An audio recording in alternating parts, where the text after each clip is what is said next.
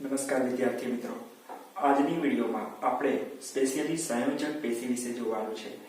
આની પહેલા આપણે અધિચ્છદીય પેશી વિશે જોઈ લીધું। જો તમે અધિચ્છદીય પેશીવાળો લેક્ચર હજુ સુધી ના જોયો હોય તો ઉપર આઈ બટન ઉપર ક્લિક કરો અને ત્યાંથી તમને એ લિંક મળશે। એ અધિચ્છદીય પેશી તમે પહેલા જોઈ લો। તો મિત્રો, આ ચેપ્ટરની અંદર આપણે પ્રાણીઓની પેશીઓ વિશે ભણીએ છીએ, બરાબર। તો આપણને ખબર છે કે 4 પ્રકારની મુખ્ય પેશીઓ હોય છે, જેમ કે અધિચ્છદીય પેશી, સંયોજક પેશી, સ્નાયુ પેશી અને ચેતાપેશી। તો આજના લેક્ચરમાં આપણે બીજા નંબરની જે પેશી છે એ છે સંયોજક પેશી। એના વિશે આપણે જોવાનું છે, એના પ્રકારો વિશે જોવાનું છે, એના કાર્યો વિશે જોવાનું છે કે આપણા શરીરમાં ક્યાં ક્યાં આવેલી હોય છે। તો મિત્રો, સંયોજક પેશી, સૌથી પહેલા સંયોજક પેશી એટલે કે કનેક્ટિવ ટિશ્યુ, ઇંગ્લિશમાં એને કનેક્ટિવ ટિશ્યુ કહેવાય। તો કનેક્ટિવ ટિશ્યુ કેમ? કારણ કે એ બધાને જોડીને રાખે છે। કોને? કે શરીરની જે બીજી બધી પેશીઓ છે, બરાબર છે, બીજી જે 3 પેશીઓ છે એ અને શરીરના જે બીજા અંગો છે એ અંગોને અને પેશીઓને જોડી રાખે છે અને આ આખા શરીરમાં વિસ્તૃત રૂપે ફેલાયેલી હોય છે। એટલે કે આપણા આખા શરીરમાં એ આપણને ગમે ત્યાં જોવા મળશે, ગમે ત્યાં। ફોર એક્ઝામ્પલ, રુધિર જે છે એ સંયોજક પેશી છે। તો તમે શરીરના કોઈ પણ ભાગમાં તમે ચીરો પાડો અથવા તો બ્લેડ મારો તો તમને લોહી નીકળતું દેખાશે। કેમ? કારણ કે રુધિર જે છે એ સંયોજક પેશી છે, એ શરીરના દરેકે દરેક ભાગ સુધી પહોંચેલું છે, બરાબર। તો કનેક્ટિવ ટિશ્યુ એટલે કે બધાને કનેક્ટ કરીને રાખે છે, આખા શરીરને એક જોઈન્ટ કરીને રાખે છે, બરાબર। એટલે એનું નામ છે કનેક્ટિવ ટિશ્યુ, સંયોજક પેશી। તો સંયોજક પેશી સૌથી પહેલા તો વિસ્તૃત રૂપે ફેલાયેલી હશે। બીજી વસ્તુ કે એ શરીરના અન્ય પેશી અને અંગોને જોડવાનું કાર્ય કરે છે, બરાબર। તો આ એના મુખ્ય બે જે કેરેક્ટર્સ જે કહી શકાય, ફીચર્સ કહી શકાય, એના બે ફીચર્સ છે મહત્વના, જે ખૂબ જ ઇમ્પોર્ટન્ટ છે। પછી હવે સંયોજક પેશીનું જો તમે મુખ્ય કાર્ય પૂછો તો તે રચનાત્મક પ્રોટીનના તંતુ સ્ત્રવિત કરવાનું કામ કરે છે, એમાં રુધિર સિવાય। એટલે કે રુધિર સિવાયની જે બધી પેશીઓ છે આ સંયોજક પેશીમાં, બરાબર છે, અસ્થિ છે, કાસ્થિ છે, પછી શિથિલ પેશી છે, આપણે જે 3 પ્રકારો જોઈશું, સઘન પેશી, એ બધી પેશીઓ રચનાત્મક પ્રોટીનના તંતુનું સ્ત્રાવ કરશે। એટલે કે એ પેશીઓના જે કોષો છે એનું મુખ્ય કાર્ય શું હશે કે એક રચનાત્મક પ્રોટીન, રચનાત્મક એટલે કે આપણા શરીરનું સ્ટ્રક્ચર, જે આપણા શરીરનું જે બધું સ્ટ્રક્ચર બનાવે છે, બધા પ્રાણીઓની વાત કરું છું, આ ચેપ્ટરમાં આપણે પ્રાણીઓ વિશે ભણીએ છીએ, બરાબર। તો એ પ્રાણીઓની જે રચના, આખું શરીર જે બને છે એમાં જે પ્રોટીન હોય છે એ પ્રોટીનનો સ્ત્રાવ આ પેશી દ્વારા થશે। એમાંની રુધિર સિવાયની બધી જ પેશીઓ આવશે, કારણ કે રુધિરનું તો આખું ફંક્શન જ અલગ છે, બરાબર। તો આ રીતે સંયોજક પેશી કામ કરે છે। હવે એ જે પ્રોટીન છે મહત્વનું, જે રચનાત્મક પ્રોટીન છે, જે આ કોષો દ્વારા સ્ત્રાવ થાય છે, એ પ્રોટીનનું નામ યાદ રાખી લેજો, કોલેજન, અથવા એને ઇલાસ્ટિન પણ કહેવાય, બરાબર છે। કોલેજન અને ઇલાસ્ટિન નામનું જે પ્રોટીન છે એ પ્રોટીનનું જે સ્ત્રાવ કરે છે એ આના કોષો કરે છે, બરાબર છે। આ પેશીના કોષો દ્વારા એનો સ્ત્રાવ થાય છે। તો ખૂબ જ ઇમ્પોર્ટન્ટ વસ્તુ છે અને યાદ રાખજો આ વસ્તુ। હવે આપણે એના 3 પ્રકારો, મુખ્ય જે એના 3 પ્રકારો છે એના વિશે જોઈ લઈએ। તો શિથિલ સંયોજક પેશી, સઘન સંયોજક પેશી અને વિશિષ્ટ સંયોજક પેશી। તો આ 3 પ્રકારની પેશી આપણે જોવાની છે। સંયોજક પેશીના મુખ્ય 3 પ્રકારો પડેલા છે। આપણે અહીંયા જે પ્રોટીન જે જોયું, કોલેજન અને ઇલાસ્ટિન પ્રોટીન, એની સાથે સાથે આ પેશીના જે કોષો છે એ એક સ્પેશિયલ પ્રકારનું પોલિસેકેરાઇડ પ્રોડ્યુસ કરે છે। પોલિસેકેરાઇડ એટલે કે સુગર, બરાબર છે, જે કાર્બોહાઈડ્રેટ હોય છે એમાં એક કરતા વધારે જો મોનોસેકેરાઇડ્સ યુનિટ જોડાય તો પોલિસેકેરાઇડ બને છે, બરાબર છે। જેમ કે ગ્લુકોઝ છે, એ ગ્લુકોઝ સુગર છે, એ મોનોસેકેરાઇડ્સ, પણ ઘણા બધા ગ્લુકોઝના અણુઓ જોડાય તો એ આખું પોલિસેકેરાઇડ બને છે। તો આ કોષો આ પ્રોટીનની સાથે સાથે એક રૂપાંતરિત પોલિસેકેરાઇડ એટલે કે થોડું ઘણું સ્પેશિયલ મોડિફિકેશન થયેલું એવું પોલિસેકેરાઇડ આ જનરેટ કરે છે, સ્ત્રવિત કરે છે, બરાબર છે, કે જે આધારક તરીકે કામ કરે છે। પેશીઓના જે કોષો છે અને એના જે તંતુઓ છે એના વચ્ચે કેવું આધારકનું કામ કરશે। આધારક એટલે કે એને સપોર્ટ આપશે, બરાબર છે, કે જે પેશીઓના જે કોષો છે એને વચ્ચે આમ સપોર્ટ આપશે। તો આ પણ એક ખૂબ જ ઇમ્પોર્ટન્ટ વસ્તુ છે, MCQ માં પૂછાઈ શકે, બરાબર છે। તો હવે એના પ્રકારોની વાત કરતા આપણે જોઈએ તો શિથિલ, સઘન અને વિશિષ્ટ। તો સૌથી પહેલા શિથિલની અંદર તંતુઘટક પેશી અને મેદપૂર્ણ પેશી, બે પેશીઓનો સમાવેશ થાય છે શિથિલ પેશીની અંદર। પછી સઘન પેશીની વાત કરીએ તો સઘનની અંદર નિયમિત સઘન પેશી અને અનિયમિત સઘન પેશીનો સમાવેશ થાય છે. બધું જ આપણે ડિટેલમાં જોઈએ છીએ. પછી વિશિષ્ટ પેશીની વાત કરું તો વિશિષ્ટની અંદર કાસ્થિ, અસ્થિ અને રુધિર એ વિશિષ્ટ પ્રકારની સંયોજક પેશી છે. તો આ 3 પ્રકારની સંયોજક પેશી છે, જેમાંથી આ 3 પ્રકારોમાં આગળ 2 પ્રકારો 2 અને +3 તો ટોટલ 7 પ્રકારો આપણે જોવાના છે. 2, 4 અને 3, 7. તો 7 પ્રકાર આપણે ડિટેલમાં હવે સ્લાઇડ દ્વારા જોઈશું. ઓકે, તો વિડીયોને ઠીક સુધી જોજો. તો સૌથી પહેલાં આપણે શિથિલ સંયોજક પેશી જોઈએ. તો શિથિલ સંયોજક પેશીના જે કોષો હશે અથવા એના તંતુઓ જે હશે એ એકબીજા સાથે અર્ધ તરલ આધારક પદાર્થમાં શિથિલતાથી ગોઠવાયેલા હશે. મિત્રો, નામ ઉપરથી જ છે કે શિથિલ એટલે કે થોડા છૂટા છવાયેલા હશે. આમ એકદમ ટાઇટલી પેકેજ નહીં હોય, એમનું જે પેકિંગ હશે એ થોડું ઢીલું હશે, લૂઝ હશે. બરાબર છે, એટલે એને શિથિલ કીધું છે. તો એના તંતુઓ અને કોષો જે છે એકબીજા સાથે જે જોડાયેલા તો હશે, ગોઠવાયેલા હશે, પણ કઈ રીતે? તો કે એના વચ્ચે અર્ધ તરલ પદાર્થ હશે, આધારક પદાર્થ જે એને સપોર્ટ આપશે. બરાબર છે, તો એ રીતે જોડાયેલા હશે. દાખલા તરીકે તંતુ ઘટક પેશી, આ એનો એક પ્રકાર છે. શિથિલ સંયોજક પેશીના 2 પ્રકાર આપણે જોવાના છે મુખ્ય: તંતુ ઘટક પેશી અને મેદપૂર્ણ પેશી. તો તંતુ ઘટક જે પેશી છે કે જે ત્વચાની નીચે આવેલી હોય છે. યાદ રાખજો, તંતુ ઘટક પેશી ક્યાં આવેલી હશે? બરાબર, તો જે આપણી ચામડી છે એના નીચે આવેલી હશે. ઘણી વખત તે અધિચ્છદ પેશી માટે આધારકીય માળખાનું કાર્ય કરે છે. તો સીધી વસ્તુ છે કે અધિચ્છદ પેશી જે છે એ સૌથી ઉપર હોય છે, સૌથી બહાર હોય છે. બરાબર, પ્રાણીઓની અંદર, આપણી અંદર. હવે એની અંદર, એની નીચે આવેલી હોય છે આ શિથિલ સંયોજક પેશી. તો ઘણી વખત એને આધાર આપવાનું કામ કરે છે. કોને? અધિચ્છદ પેશીને. કોણ? આ શિથિલ સંયોજક પેશી. તે તંતુકોષો એટલે કે જે કોષો કે જે તંતુઓનું નિર્માણ કરતા હોય એને કહીશું આપણે તંતુકોષો, અને બૃહદ કોષો કે જે ભક્ષક કોષો હોય છે અને માસ્ટ કોષો ધરાવે છે. બરાબર છે, તો તંતુ ઘટક પેશી પાસે તંતુકોષો હશે, બૃહદ કોષો હશે એટલે કે ભક્ષક કોષો, અને માસ્ટ કોષો. તો આ ભક્ષક કોષો અને માસ્ટ કોષો જે છે એ જે બોડીનું ઇમ્યુન સિસ્ટમ હોય છે, બરાબર છે, રોગ પ્રતિકારક શક્તિ હોય છે, એના માટે ઉપયોગી હોય છે આ કોષો, કે શરીરમાં કોઈ પ્રકારનો રોગ થવા નથી દેતા. પછી બીજો પ્રકાર આપણે જોઈએ, મેદપૂર્ણ પેશી. તો મેદપૂર્ણ પેશી એ બીજી શિથિલ સંયોજક પેશી છે કે જે મુખ્યત્વે ચામડીની નીચે આવેલી હોય છે. આ પણ ચામડીની નીચે જ જોવા મળશે. આ પેશીના કોષો મેદના સંગ્રહ માટે વિશિષ્ટીકરણ પામેલા હોય છે.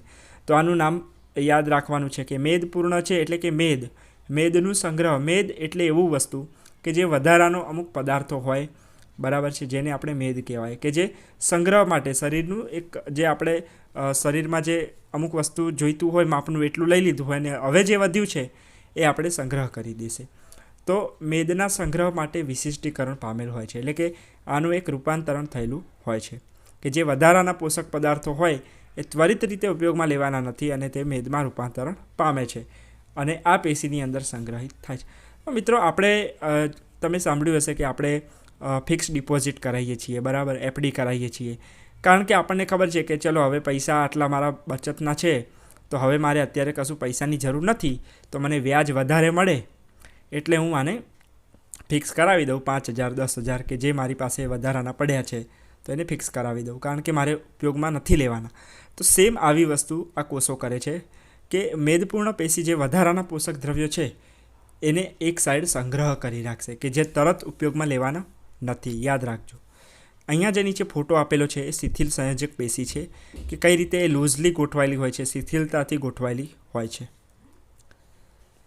તો આ 2 ફોટા દ્વારા તમે એ જોઈ શકો છો કે એનું સ્થાન જે શિથિલ સંયોજક પેશી છે એ ઘણી વખત ક્યાં જોવા મળે છે, જો કે ચામડીની નીચે પણ કઈ જગ્યાએ. તો તમે અહીંયા જોઈ શકો કે આ કેવિટી કહેવાય, જે ગુહા આપણે જે કહીએ ગુજરાતીમાં. તો અહીંયા મેસેન્ટરી જે લખ્યું છે અહીંયા એનો સમાવેશ થાય છે. પછી ધમનીઓની અંદરની જે દિવાલ હોય ત્યાં પણ એનો સમાવેશ થાય છે. એટલે કે આવી જગ્યાએ આપણને એ પેશી જોવા મળશે, શિથિલ સંયોજક પેશી. એમાં શ્વેત તંતુઓ અને પીળા તંતુઓ આવેલા હોય છે 2 પ્રકારના, બરાબર છે. તો શ્વેત તંતુઓ એટલે કે વ્હાઇટ કલરના તંતુઓ જે કોલેજન દ્રવ્યના બનેલા હોય છે અને અસ્થિતિસ્થાપક હશે, એટલે કે સ્ટ્રેચેબલ નહીં હોય. તમે એને સ્ટ્રેચ કરશો, તમારા જે તમે જીન્સ પેન્ટ જે પહેરો છો એ કેવા સ્ટ્રેચેબલ હોય છે, ખેંચો તો ખેંચાય. તો આ એવા નથી હોતા, આ અસ્થિતિસ્થાપક હોય છે, એટલે કે ખેંચાણ અને દબાણ સહન કરી શકે છે, પરંતુ અસ્થિતિસ્થાપક એટલે કે તમે એને ખેંચો તો એ પાછું પોતાની જગ્યાએ આવે નહીં. સ્થિતિસ્થાપકનો મતલબ એવો હોય કે તમે એને ખેંચો તો પાછું એની એ જગ્યાએ આવી જાય. સ્ટ્રેચેબલનો મતલબ શું થાય કે આપણે જેટલું ખેંચીએ એટલું ખેંચાય અને પાછું એની એ જગ્યાએ આવી જાય, સ્પ્રિંગ જેવું. પરંતુ આ અસ્થિતિસ્થાપક છે.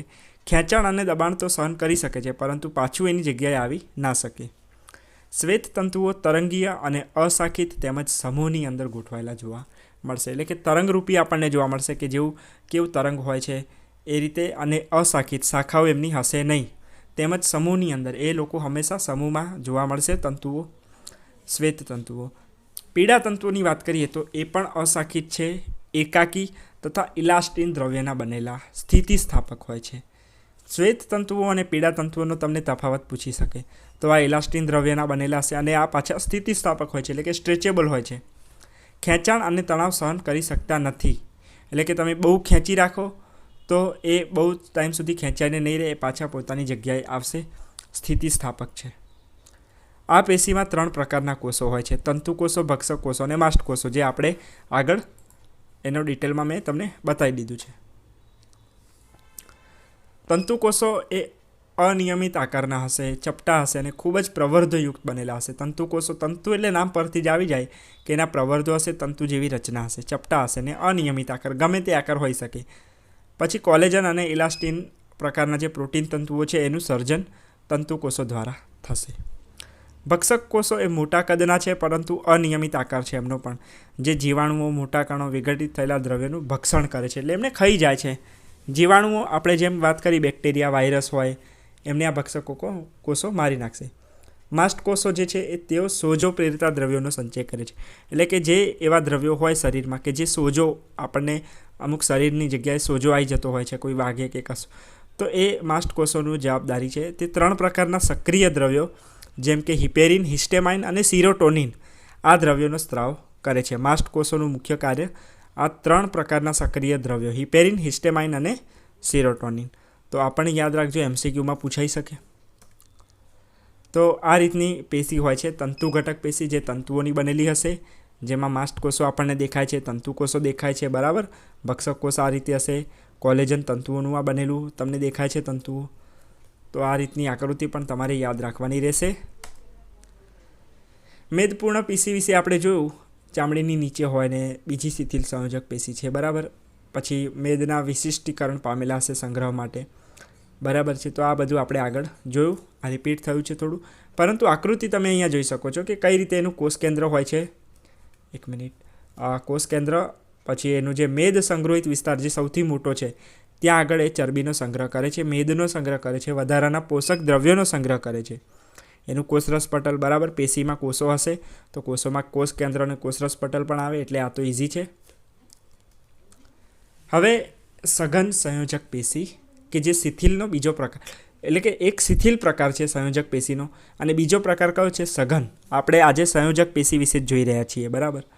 તો સઘન, એની અંદર તંતુ તેમજ તંતુકોષો સઘન રીતે ગોઠવાયેલા હશે. જેમ શિથિલમાં શિથિલતાથી ગોઠવાયેલા હતા એમ સઘનની અંદર સઘન રીતે ગોઠવાયેલા હશે.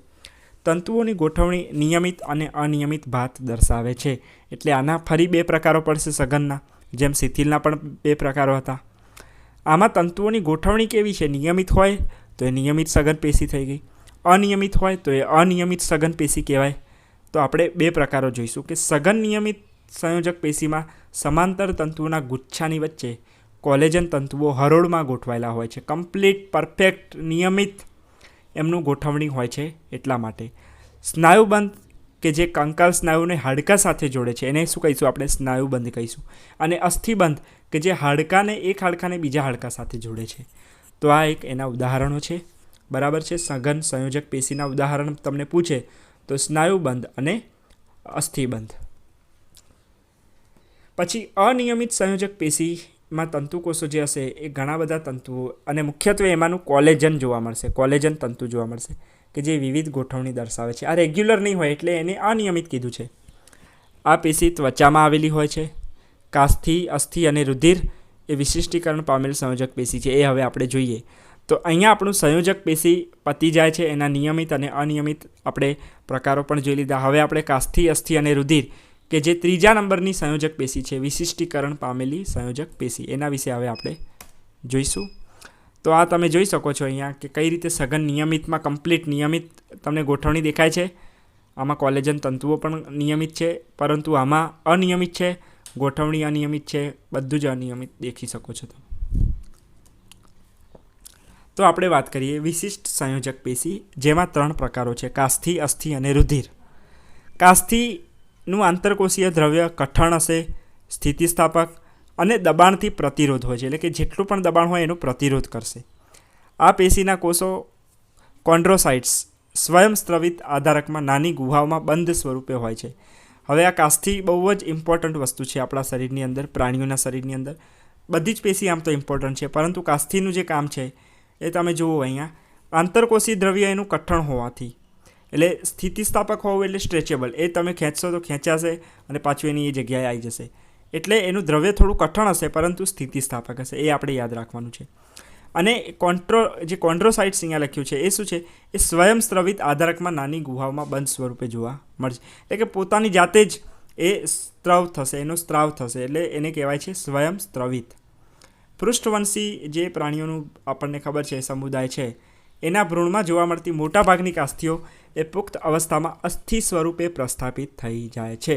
કાસ્થિ અને અસ્થિ બંને અલગ છે, પરંતુ પૃષ્ઠવંશીની વાત કરીએ તો એમના ભ્રૂણમાં જે કાસ્થિઓ જોવા મળે છે એ પુખ્ત અવસ્થામાં અસ્થિ બની જાય છે, એ પણ યાદ રાખજો. સ્થાન આપણે જોઈએ કાસ્થિ, તો કે નાકનો ટોચનો જે ભાગ હોય આપણો, પછી બાહ્યકર્ણનું જે જોડાણ હોય, કરોડ સ્તંભના જે આસપાસના અસ્થિઓ વચ્ચે તથા પગમાં અને હાથમાં આપણને કાસ્થિ પેશી જોવા મળશે. તમે જોઈ શકો છો કે નાક આપણું સૌથી બહાર આપણે જોવું હોય તો નાક અને કાન જે છે એ કાસ્થિ નાકના ટોચના ભાગ, એટલે આપણું નાકનો જે ટોચનો ભાગ હોય તમે જોઈ શકો છો કે થોડું ઘણું આમ તમને એવું લાગશે કે આ ચામડી થોડી સ્ટ્રેચેબલ છે, બરાબર, સ્થિતિસ્થાપક, થોડી કઠણ પણ લાગશે તમને, તો તમને ખબર પડી જાય કે આ કાસ્થિ પેશી છે. કાસ્થિ પેશીના મુખ્ય 4 પ્રકારો હોય છે: કાચવત કાસ્થિ, શ્વેત તંતુમય કાસ્થિ, પીળી સ્થિતિસ્થાપક કાસ્થિ અને કેલ્શિયમયુક્ત કાસ્થિ. આ આપણે ડિટેલમાં જોઈશું ભવિષ્યમાં, પરંતુ અત્યારે તમારે ખાલી આના પ્રકાર જ યાદ રાખવાના છે. બીજા નંબરની જે પેશી છે એ છે અસ્થિ. અસ્થિ કંકાલ પેશી કહેવાય છે. ઘન, બરડ અને અસ્થિતિસ્થાપક પેશી છે. મિત્રો, અસ્થિ એટલે હું તમને કહી દઉં, હાડકાં જે આપણા છે એ બધા અસ્થિ કહેવાય. આપણા હાડકાં એક પ્રકારની પેશી જ છે. આપણા શરીરમાં ગમે ત્યાં તમે જોશો, સંયોજક પેશીનો મતલબ મેં તમને કીધો તો અત્યારે કે આખા શરીરમાં આપણને જોવા મળે છે. તો આપણને હાડકાં દરેક આખા શરીરમાં ગમે ત્યાં જોવા મળશે. એ રીતે રુધિર છે એ પણ જોવા મળશે, કાસ્થિ જોવા મળશે.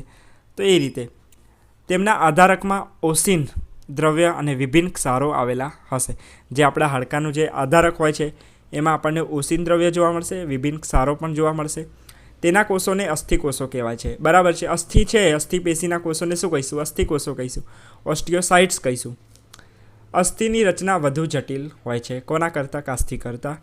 તે અસ્થિને મજબૂતાઈ આપે છે. અસ્થિકોષો જે હોય છે શરીરની મુખ્ય પેશી હોય છે કે જે શરીરને રચનાત્મક માળખું પૂરું પાડે છે. આ તો ખૂબ જ ઇમ્પોર્ટન્ટ વસ્તુ છે. આપણે સમજી શકીએ કે જો આપણામાં હાડકાં ના હોય તો આપણું હાડપિંજર જ ના હોય, કેવું દેખાય? આમ બધું છૂટું છૂટું કેવું દેખાય? સારું લાગે? કિડની ક્યાં પડી હોય અને હાર્ટ ક્યાં પડ્યું હોય. અત્યારે આપણું હાર્ટ, ફેફસા બધું કમ્પ્લીટ કેવું હાડપિંજરની અંદર ગોઠવાયેલું છે. આપણું મગજ છે એ ખોપડીની અંદર ગોઠવાયેલું છે. તો આ અસ્થિ ના હોય એટલે આપણી ખોપડી બોપડી ના હોય તો કેવું લાગે બધું?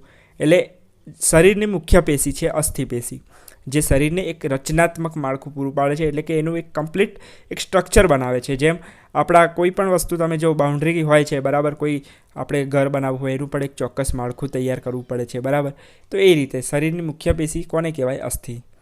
અસ્થિ કોમળ પેશીઓ તથા અંગોને આધાર અને રક્ષણ આપે છે. કોમળ પેશીઓ એટલે આપણે કહી શકીએ કે આપણી સ્નાયુ પેશીઓ હોય છે, સંયોજક પેશીઓ જે બીજી હોય છે, એ અસ્થિ જે છે એમને આધાર અને રક્ષણ આપશે, પ્રોટેક્શન આપશે. જેમ આપણું મગજ છે, મગજ આપણું જે ચેતાપેશીનું બનેલું હશે એને પણ એક રક્ષણ આપે છે. આપણી ખોપડી સીધી વસ્તુ છે તો એ પ્રોટેક્શન આપશે. એ કવર છે એક પ્રકારનું. જેમ આપણે આપણા મોબાઈલનું, સ્માર્ટફોનનું કવર, બેક કવર લગાવીએ છીએ કે પડી જાય તો બચી જાય એટલા માટે, તો એ પ્રોટેક્શન કહેવાય. અસ્થિકોષો કોષ સ્થાનોના અવકાશમાં આવેલા હોય છે. જે કોષ સ્થાનો હોય એના અવકાશમાં, એટલે કે જે જગ્યા બાકી રહેલી હોય કોષો વચ્ચે, ત્યાં અસ્થિકોષો આવેલા હશે. પગના અસ્થિ જેવા લાંબા અસ્થિ ભારવહનનું કાર્ય કરે છે. તો મિત્રો, તમે સમજી શકો છો કે અસ્થિઓનું કાર્ય શું હોઈ શકે. હવે જેમ આપણા પગની અંદર જે આપણા હાડકાં છે તો આપણે એના ઉપર જ ચાલતા હોઈએ છીએ. દરેક પ્રાણીની વાત કરું છું. તો એ ભારવહનનું કાર્ય થયું, આપણું જેટલું બી વજન હોય એ આપણું પગ ઉપર જ આવે છે. પગના અસ્થિ ઉપર જ આવે છે. તો તમે સમજી શકો છો કે લાંબા અસ્થિ એ ભારવહનનું કાર્ય કરતા હોય છે. અસ્થિ કંકાલ સ્નાયુઓ સાથે જોડાઈને પરસ્પર ક્રિયા દ્વારા હલનચલન પ્રદાન કરે છે. આપણને ખબર જ છે કે આપણે હાડકું હલાવી શકીએ છીએ, આપણું જે હાથ પગ બધા હલાવી શકીએ છીએ એ કોના દ્વારા? તો કે કંકાલ સ્નાયુ દ્વારા જોડાઈને ક્રિયા કરે છે પરસ્પર. એટલા માટે કેટલાક અસ્થિઓમાં અસ્થિ મજ્જા એ રુધિર કોષોના ઉત્પાદન માટેનું સ્થાન છે મિત્રો. ખૂબ જ ઇમ્પોર્ટન્ટ વસ્તુ. અસ્થિ મજ્જા એટલે બોન મેરો. તમે કદાચ સાંભળ્યું હોય બોન મેરો વિશે. તો બોન મેરોમાં રુધિર કોષોનું ઉત્પાદન થતું હોય છે. તો કેટલાક અસ્થિઓની અંદર આ અસ્થિ મજ્જા આવેલા હોય છે. તો અહીંયા ફોટાની અંદર તમે કાસ્થિ, અસ્થિ અને રુધિરના કણો જોઈ શકો છો. બરાબર છે. કોષો એમના જોઈ શકો છો. કાસ્થિના કોલેજન તંતુઓ છે, કાસ્થિ કોષો છે જેને કોન્ડ્રોસાઇટ્સ કહેવાય. અસ્થિ છે, અસ્થિ કોષો, ઓસ્ટિયોસાઇટ્સ જેને કહેવાય. અને આપણને ખબર છે રુધિરમાં રેડ બ્લડ સેલ હોય, WBC હોય, વ્હાઇટ બ્લડ સેલ્સ, પ્લેટલેટ હોય, રુધિર કણિકાઓ. રુધિરનું તો આપણને ખબર જ હશે. તો આપણે રુધિર વિશે હવે જોઈશું. રુધિર પ્રવાહી સંયોજક પેશી છે. આપણને ખબર જ છે કે એ વહી જાય એવી છે. પ્રવાહી કોને કહેવાય? જે વહી જાય. રુધિર રસ, રક્તકણ, શ્વેતકણ અને રુધિર કણિકાઓ ધરાવે છે. આપણને ખબર છે આપણા બ્લડ શેનું બનેલું હોય? પ્લાઝમા હોય 55% અને 45% બાકીના કણો હોય. RBC, WBC, પ્લેટલેટ હોય. બરાબર. તો આ રુધિર છે આપણું. રુધિર મુખ્ય પરિસંચારી તરલ પરિવહન પામતું પ્રવાહી છે. મુખ્ય પરિસંચારી એટલે કે મેઇન સર્ક્યુલેટિંગ એ ફ્લુઇડ છે આપણું બોડીનું. એટલે કે મેઇન આપણા બોડીમાં જો સીધી વસ્તુ છે, લોહી વગર તમે તમારી બોડીને વિચારી પણ ના શકો. કે રુધિર ના હોય, રુધિર વગર તમે વિચારી જ ના શકો. કારણ કે રુધિર જ છે કે જે દરેક કોષોને ઓક્સિજન પહોંચાડે છે, દરેક કોષોને પોષક દ્રવ્યો પહોંચાડે છે. એટલા માટે રુધિર એ ટ્રાન્સપોર્ટ સિસ્ટમનું મેઇન વસ્તુ છે. ટ્રાન્સપોર્ટ કરે છે આખું. બરાબર છે. જેમ આપણા દેશમાં જે બધું ટ્રાન્સપોર્ટ થાય છે એક જગ્યાએથી બીજી જગ્યાએ, જે ટ્રાન્સપોર્ટ સિસ્ટમ જ બંધ થઈ જાય તો પણ ઘણી બધી પ્રોબ્લેમ્સ થઈ શકે છે. એક જગ્યાએથી બીજી જગ્યાએ વસ્તુ જાય જ નહીં. તો એ રીતે બ્લડ જે આપણું છે મુખ્ય પરિસંચારી તરલ પ્રવાહી છે, પરિવહન પામે છે જે, અને વિભિન્ન પરિવહનમાં મદદ કરે છે. જેમ કે પોષક દ્રવ્યો, બરાબર છે, ઓક્સિજન છે. તો આ બધું આપણા રુધિરના લીધે આધારિત હોય છે. બરાબર. તો અહીંયા આપણી સંયોજક પેશી પૂર્ણ થાય છે. બરાબર છે. અને નેક્સ્ટ લેક્ચરમાં આપણે હવે સ્નાયુ પેશી વિશે જોવાના છે. Okay, thank you.